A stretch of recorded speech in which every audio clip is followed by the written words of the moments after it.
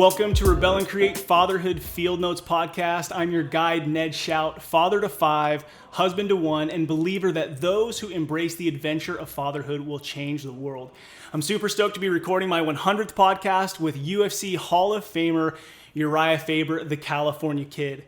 But regardless of this guy's status, he is winning in every category of life, from business to entrepreneur, leader, coach, athlete, fun, family, and father. So, dude, thank you so much for being on the show talking about fatherhood. Yeah, my pleasure, man. One of my big passions in life, so I could talk all day about that. Absolutely. Yeah, man, it's like from the outside peering in, you know, you have so much going on, probably a ton coming at you.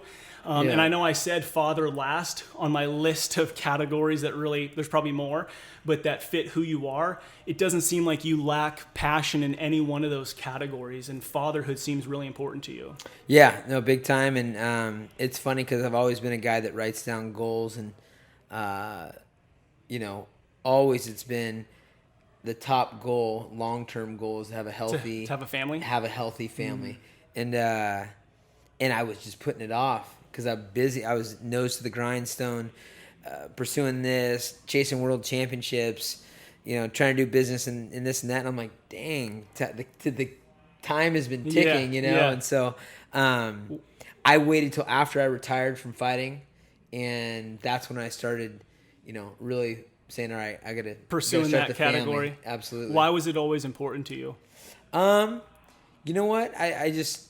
I've got a great relationship with my family. My dad is, my dad's one of my best friends. My mom's one of my best friends. That's cool. My step parents, Tom, has been awesome throughout the years, and actually Kim I've known since before my dad and her were married. So, it's been pretty big part of my life, and I just, when it comes to purpose and meaning and like why are you here on this planet, contributing in some way or shape or form is something that's always been kind of internal for me. So I'm pumped to have actually, stepped down that path, and it's way better than I even could imagine. Oh, man. And so I feel lucky. Second baby on the way, 3 weeks. Yeah, man. So baby number 2 on the way. So I'll talk about that in a second. But, you mentioned coming out of retirement, becoming a dad. And I think, when people think Urijah Faber, they think 2019. They think, okay, 40 years old, come out of retirement, go fight Ricky Simmons, knock him out in 46 seconds. So that's like probably, what most people will think of when they think of 2019. But 2019 was also the year that you became a father. Yeah. So super big year. Yeah, it was a big year. And, it was part of the motivation. I was having trouble when I did retire in 2016. I was having trouble getting motivated, not to train and not to compete, but just excited about the fight. It just wasn't as exciting as it used to be. The hair wasn't standing up on the neck, and I was always kind of chasing like that experience. It was coming up on 40-something fights, and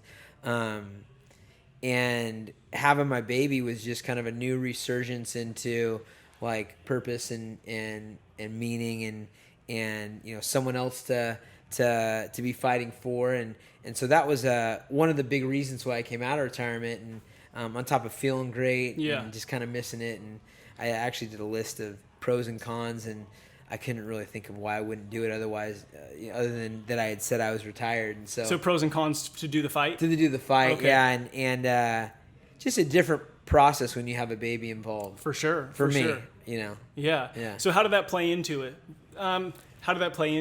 Yeah, for me, it played into it because, first off, my baby will always probably hear about the things that I have done, but being able to look back and see herself as part of the picture is pretty cool. Yeah. And, so that was one thing. The second thing is it's one thing to be a business guy, but as you know, the margins in whatever business you're in there are different.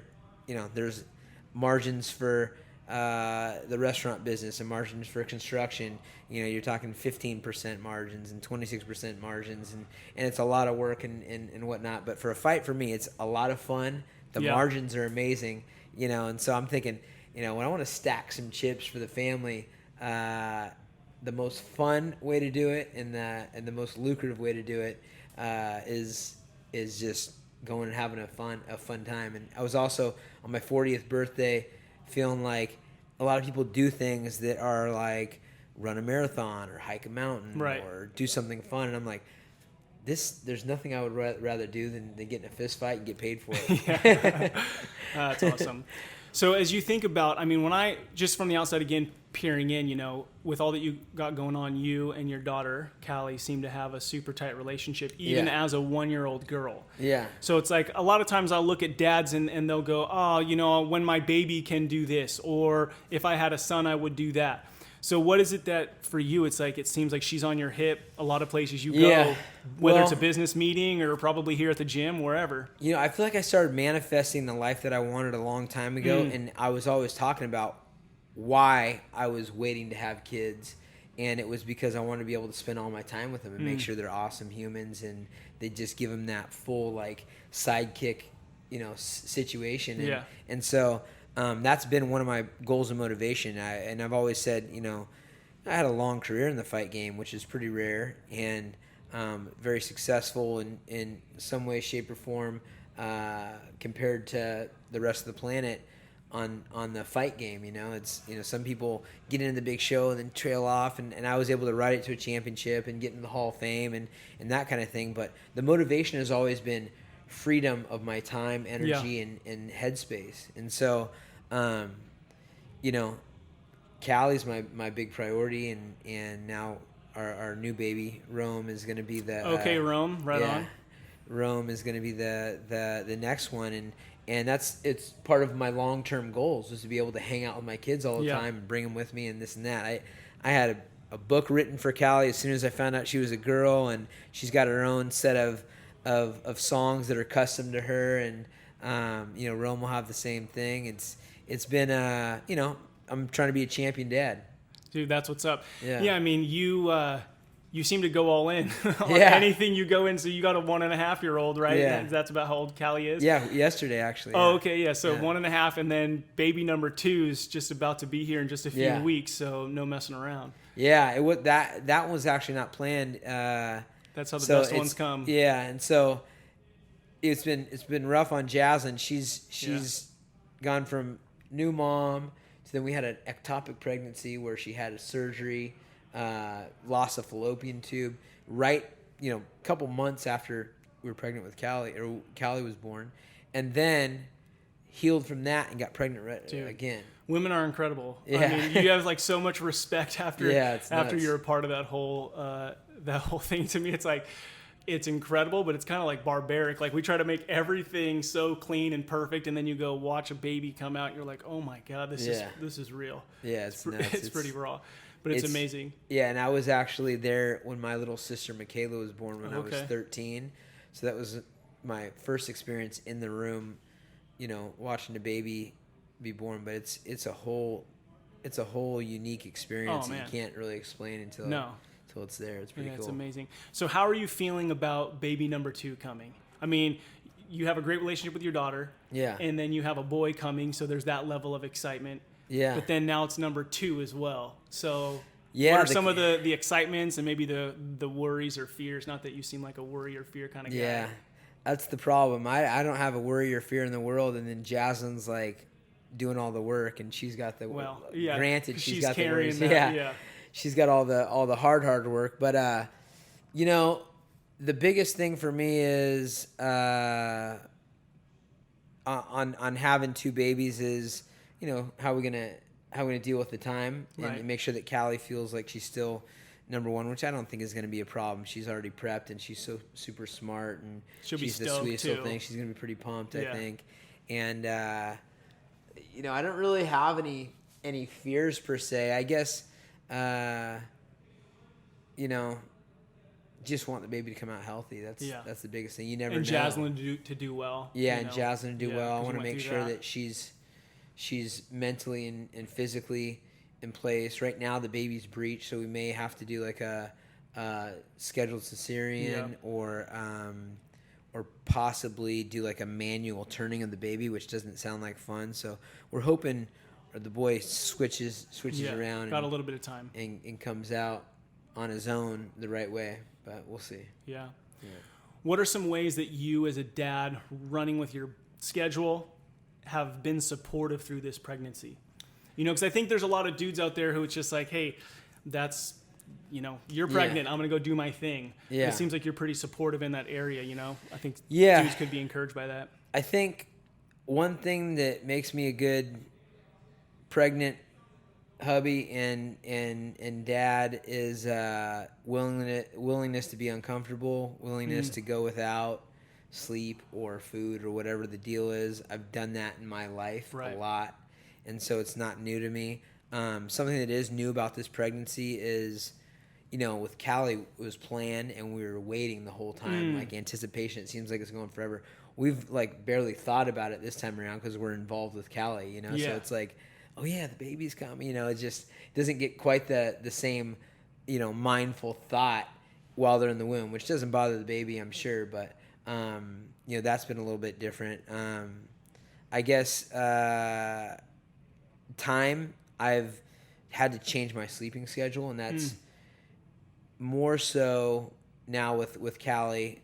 Before, she'd actually be a pretty good sleeper, and it'd be easier for Jaslyn to get up with her and all that. But at this point, I'm just letting Jaslyn, if she wants to sleep as long as I have the time to do it. You sleep in, and I'm errand boy. Whenever I can, I'll bring Callie. There's no punishment that involves my baby with me. So if Jaslyn's mad at me and she's like, "Well, you take the baby," I'm like, let's do it. Got it. I just want the fruit, because I get nitpicked a lot in the house. Like, did you wash your hands? Did you put that? Did you watch her? This and that. When it's just me and Callie, I'm a little bit more freedom. Like, I can let her run in the park with her shoes off, whatever the case, without getting yelled at. So I enjoy. The house usually looks different when it's just dad at home with the kid. Oh yeah, and the kids look different. Yeah. Everything's.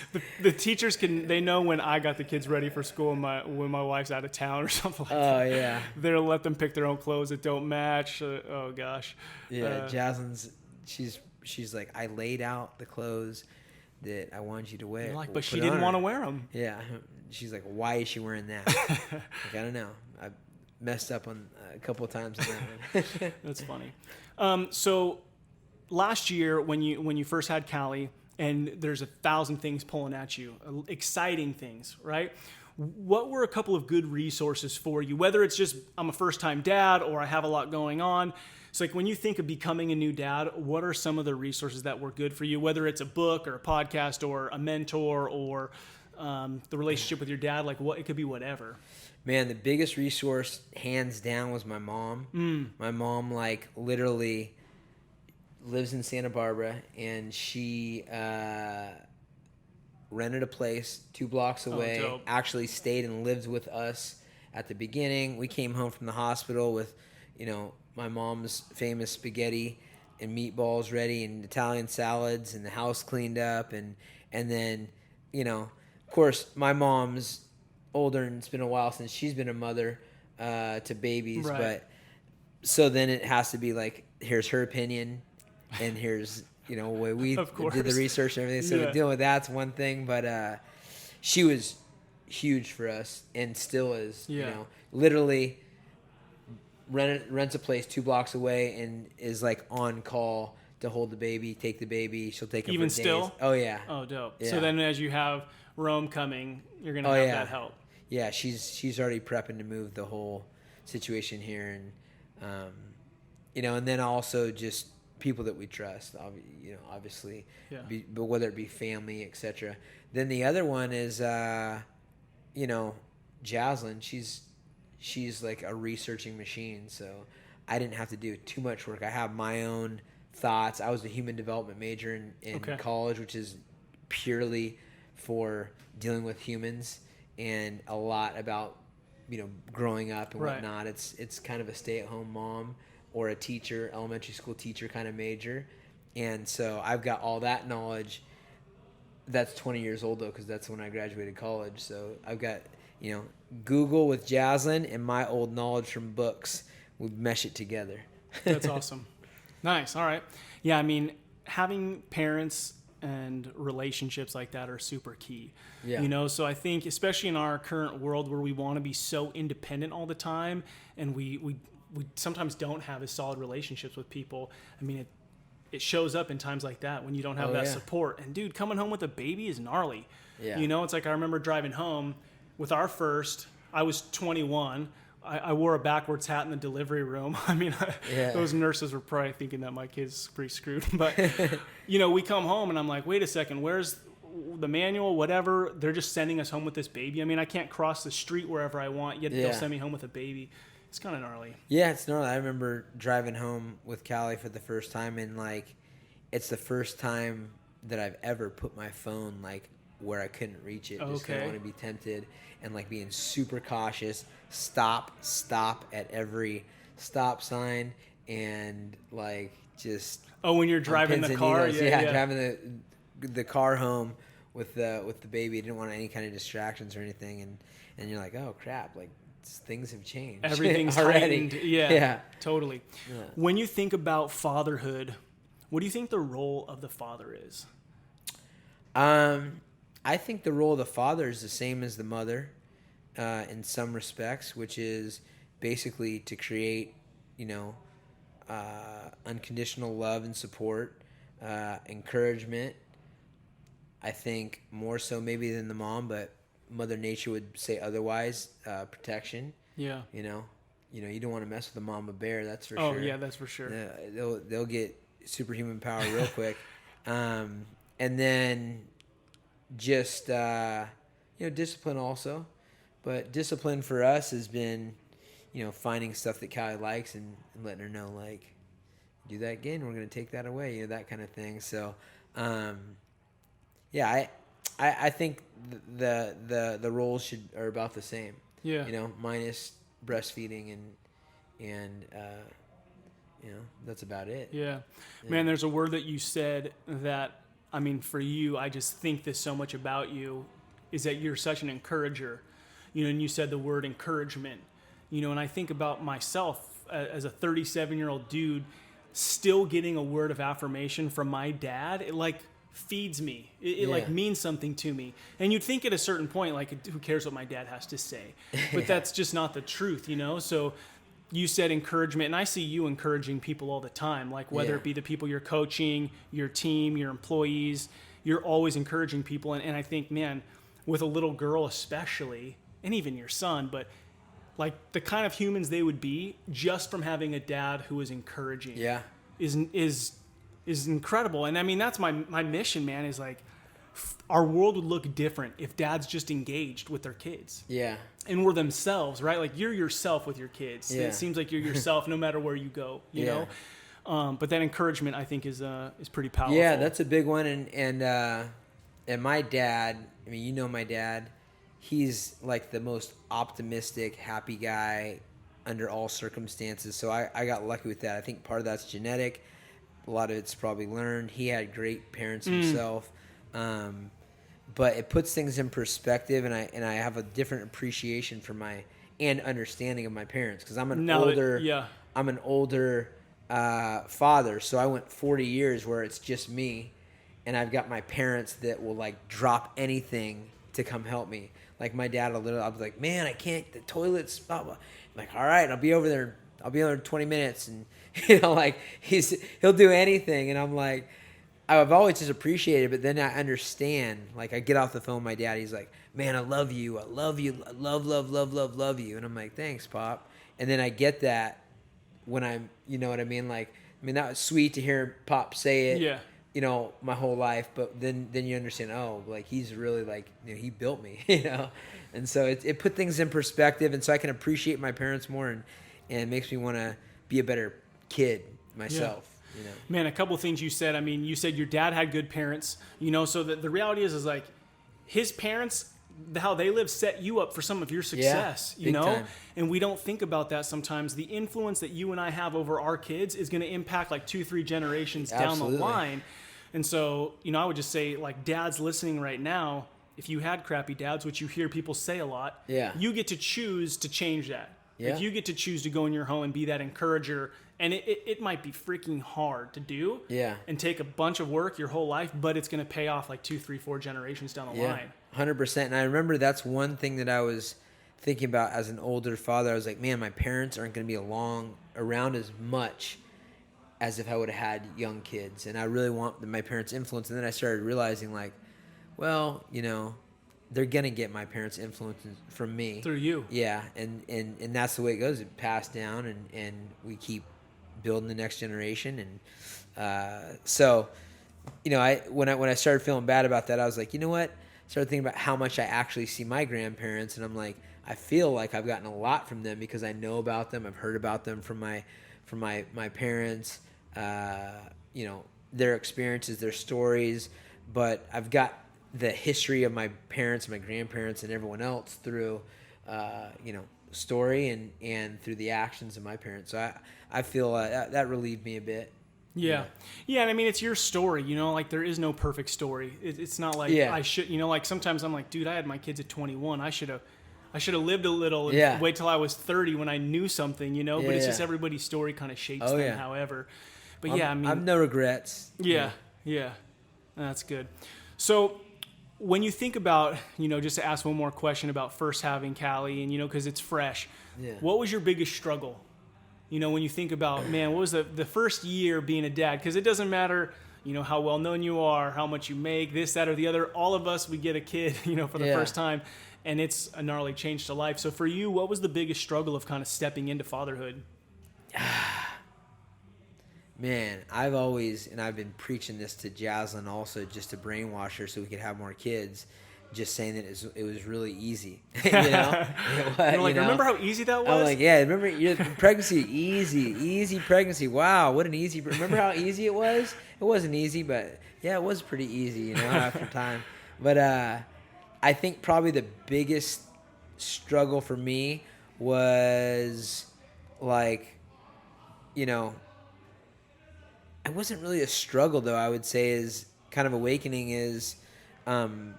Where I spend my time, you know, because I've always been like, wake up in the morning, go, try to accomplish as much as possible in the day.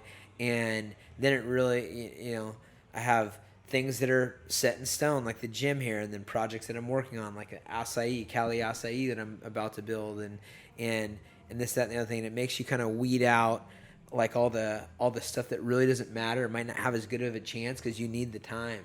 Right. So time becomes more of an essence than ever before. And so the struggle has been like, okay, how do I continue to be a breadwinner in the lifestyle that I want and not, you know, get taken with my time? Yeah. I mean, this is a great example, right? We're talking about fatherhood. You took some time to talk on the podcast about fatherhood, which is something you're passionate about, but there's only so many hours in the day. Yeah. So have you like started to like being such a nice guy, master the saying no, like what to say no to and how to say no? I mean, that's like, I've gotten a lot better with it. I mean, it's a lot of times been pushed through Jaslyn because we're really opposite. Like I've built this team since 2006, and my house used to be just people at the house all the time. Yeah, I'm watching the fights there. The team comes over. I'm doing holidays. You know, for the guys that are out of town, Thanksgiving's at my house. You know, that kind of stuff. So it's been a big shift in that. I've had to really show, you know, a team and family vibe within what I'm building here without opening up my personal life as much. And that's been a big difference. And it is yes saying no, but also making some hard changes,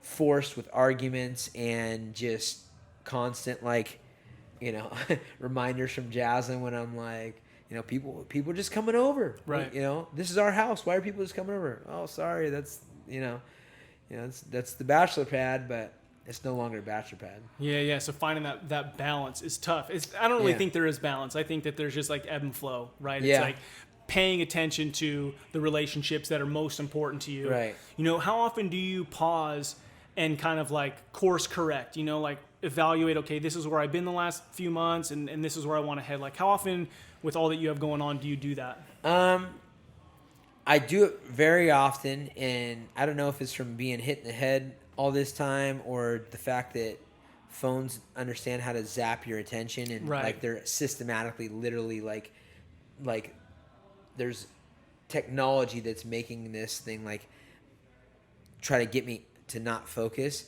But I think it's a constant thing for me, because there's all sorts of different directions I could go, because I have my foot in a lot of doors and a lot of irons in the fire. So it's like, do I do movie stuff, or I just focus on the team and this and doing online programming, and do I want to move out in the suburbs, but then I'm 30 minutes away from the gym, and so I won't be home as much. And right now it only takes me 5 minutes to get home. Like, there's a lot of constant like rethinking of things for me, because I have so many different interests and irons in the fire. Yeah, I think it's good to hear, because I think so many dads have so much going on in their head, right? Yours is definitely heightened and escalated, but like as dads, you want to know what your priorities are. You want to be able to know what to say yes and no to. Otherwise, I mean, like, you're a great example. Your calendar is just going to be a river that just takes you away. Right. So like, regardless of how much you got going on, dudes have to be intentional about where their time's spent. Right. Otherwise, it's all going to get dictated for them. Of course. But it's a lot of work to manage all that in your head. Yeah, it's really, and I've got people that help me out a little bit, but I'm like the master of double booking. It's really a struggle, and then figuring out where you have to be the head honcho and where you can pass things off as an entrepreneur. Yep. It's like, letting go a little bit. What are you okay with letting go? And that kind of stuff. Yeah. Yeah. All right. So this podcast is called Fatherhood Field Notes, and it's what we're doing. We're just open up your field notes to share, like, okay, this is my life. This is how I'm a dad. Yeah. But the mantra behind it is rebel and create. And that really came to me in 2015 when some entrepreneur stuff didn't work out for me, and I had to really self-evaluate and go like, dude, if my identity isn't coming from this thing I thought I was going to build, who am I? And so over the course of that year, this idea of like, I want to rebel against the status quo ideas of what I thought I was going to be defined by. Because like, as a dude, I want to be loved, needed, respected, valued, know that I matter, know that I'm leaving a legacy, right? Yeah. So I was like, all right, I'm going to rebel against that stuff. And I realized like my family, how much they needed me. Yeah. And so I was like, all right, now that I've tore these walls down, some of them were torn down for me, I'm going to go create this life that I want with my family. And so I want to ask you, what's something that you're rebelling against, and what do you hope to create out of that? Now, that could be as simple as I'm rebelling against being on my cell phone on Sundays so that we could have a family day, like create a family day. Or I'm rebelling against the idea that, I can't have everything I want, and I'm going to create it through this. So like, what's something when it's Urijah Faber in his mind, what are you rebelling against?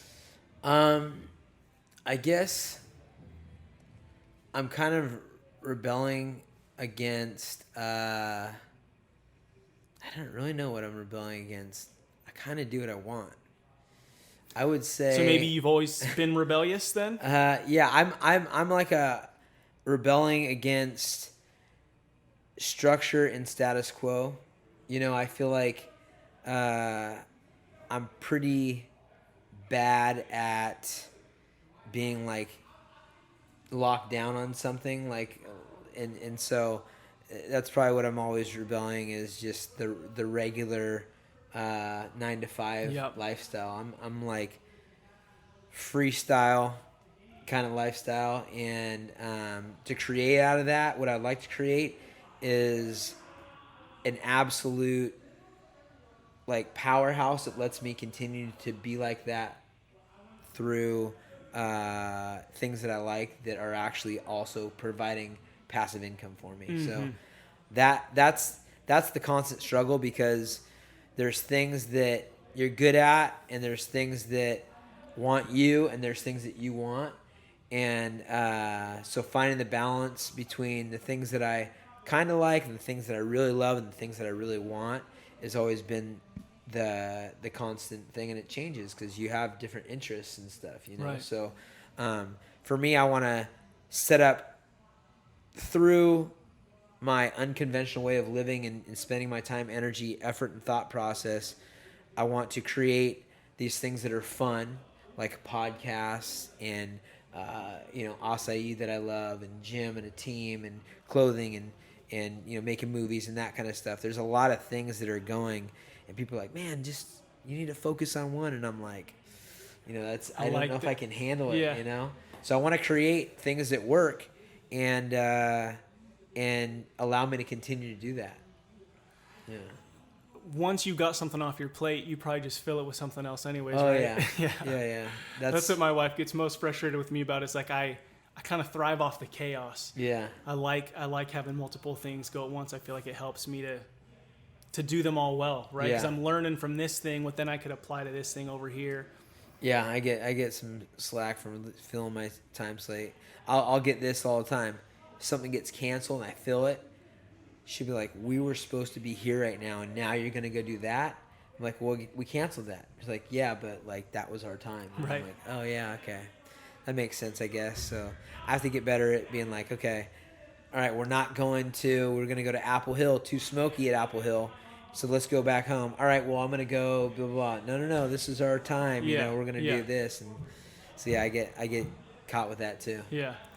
When you think about, the next 20 years of your kids living with you in your home, right? Yeah. What are some traditions that are super important to you that you go, okay, when they're moving out and I look back, these are traditions that were either important to me? Because now it's like you have you and Jasline's ideas of this is how I did it as a kid, this is how you did it. What are some traditions that either you want to continue to do or start to do? Well, I think having sit-down dinners is good. Yeah. Maybe a movie night. That's one of our favorite things to do. It probably happens too often for Callie. She loves her movies. But what's the movie that you've seen the most of with your 1.5-year-old? Moana and most recently Jungle Book. And we're talking like hundreds of times. Oh yeah, easy.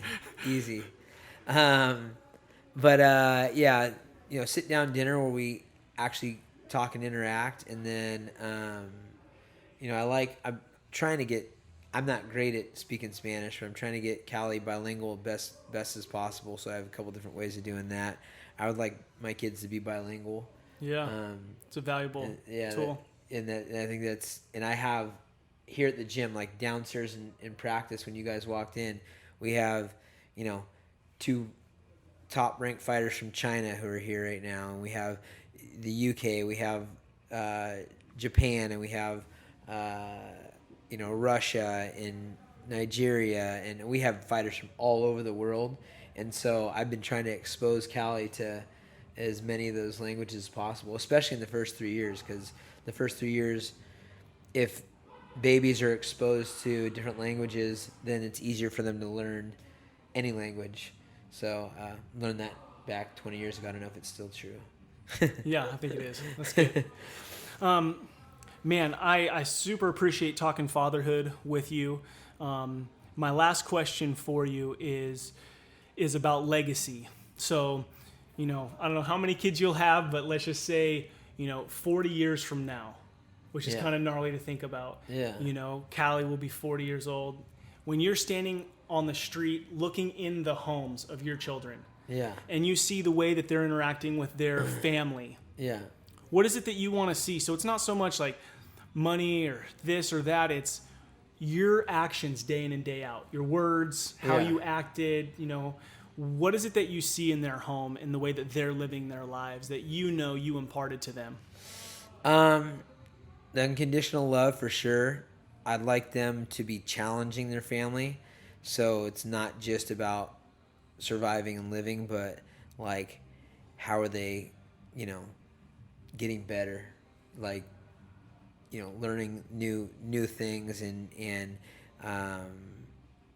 just really the encouragement of thinking big. I would want my Callie in Rome to be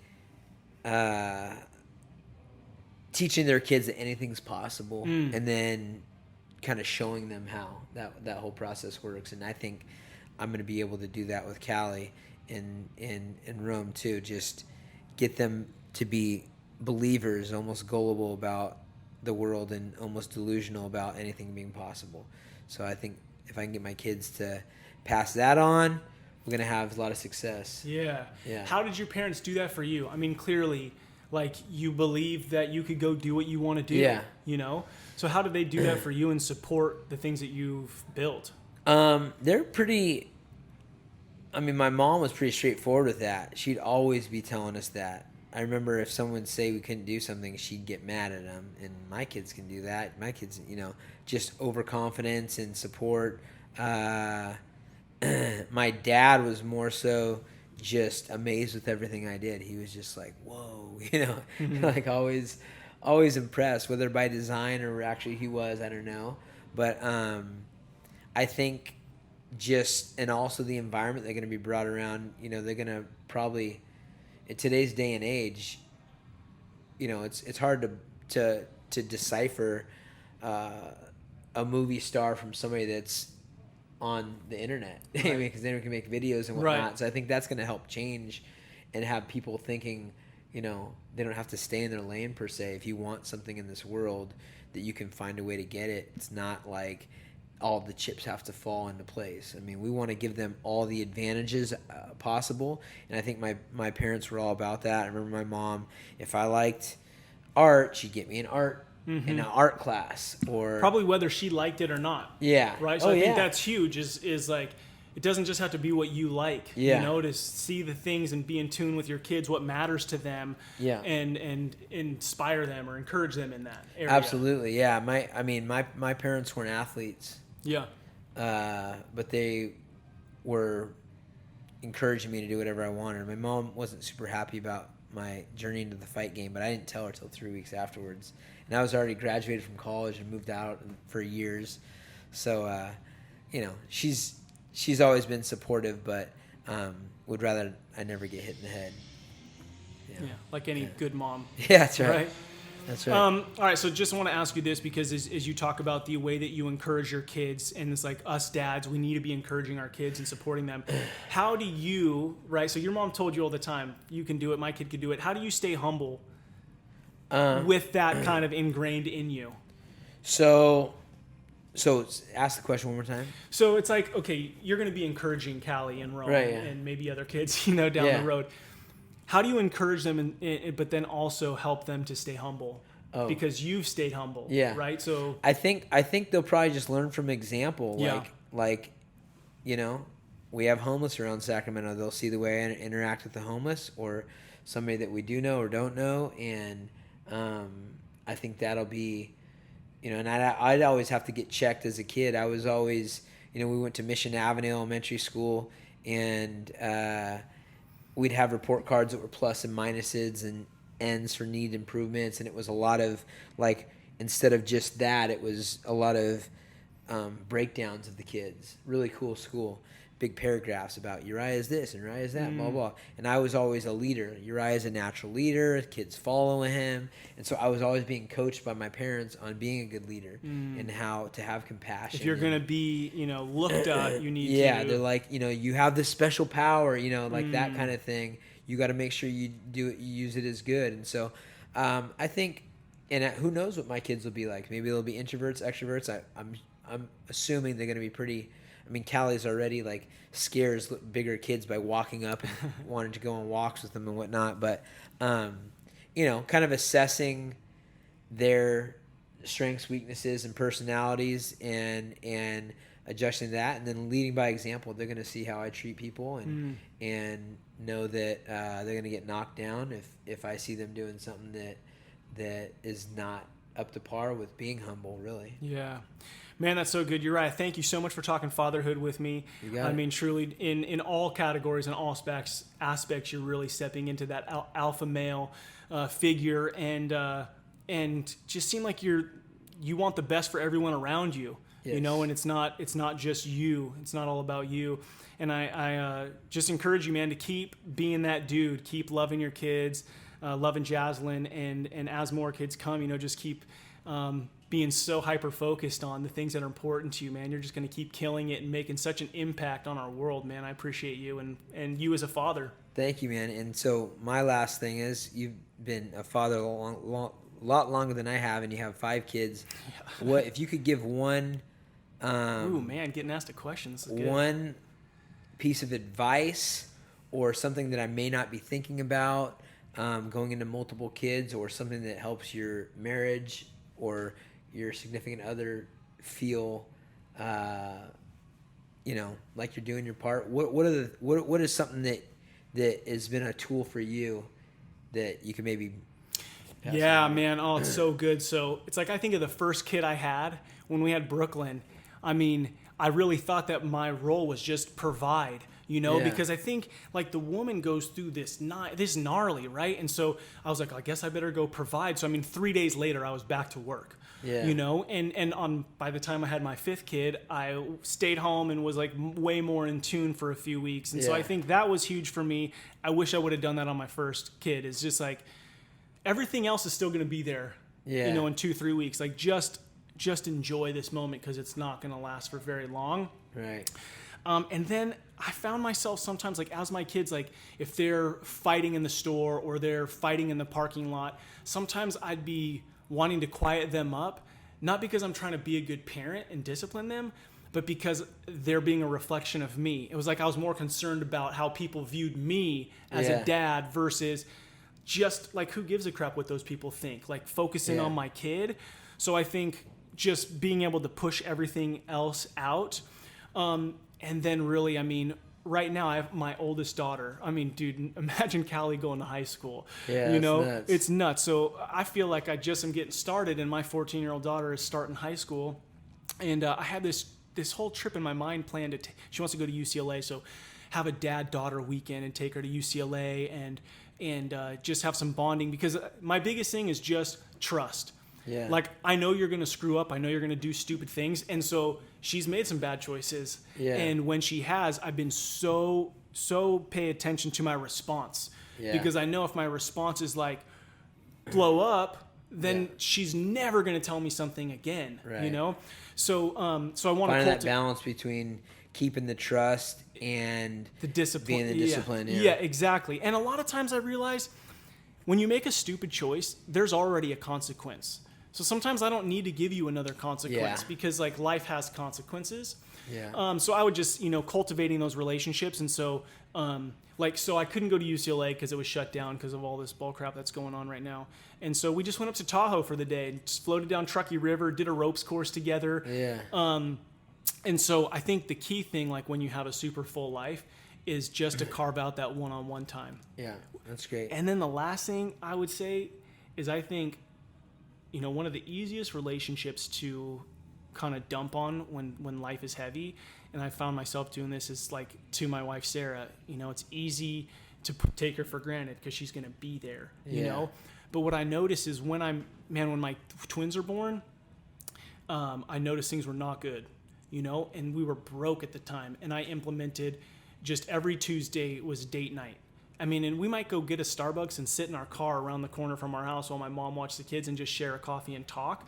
So it was making sure that I invested in that relationship because, man, I think it's so key for our kids, to show them stability and whatnot. So, yeah, man, those are just a few things. I love it. Dude, thanks for asking me that. That's dope. I appreciate it. And I'm taking it all in.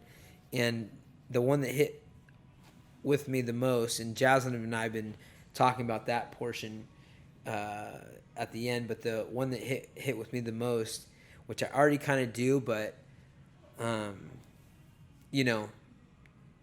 I'm always preaching to Jaslyn, is the not caring what anybody thinks. It's following tough. Your instincts, and like I said, I'm a step ahead on that one for the most part. Jaslyn gets mad at me because I'll do like even laws. It'll be like, well, there's a reason why there's a law. This is to protect us. Now, if I feel safe, I'm going to break the law. That kind of thing. And she's like, that's not the law. I'm like, yeah, but the law's here because, we're at a stop sign and I don't stop and I roll through. I'm going to hit somebody, and I can obviously see there's no one in sight anywhere. So we're good to go. Yeah. And they're she's just like, guideposts. Whatever. So I need to find a balance between not just making my own rules completely and continuing to be like, okay.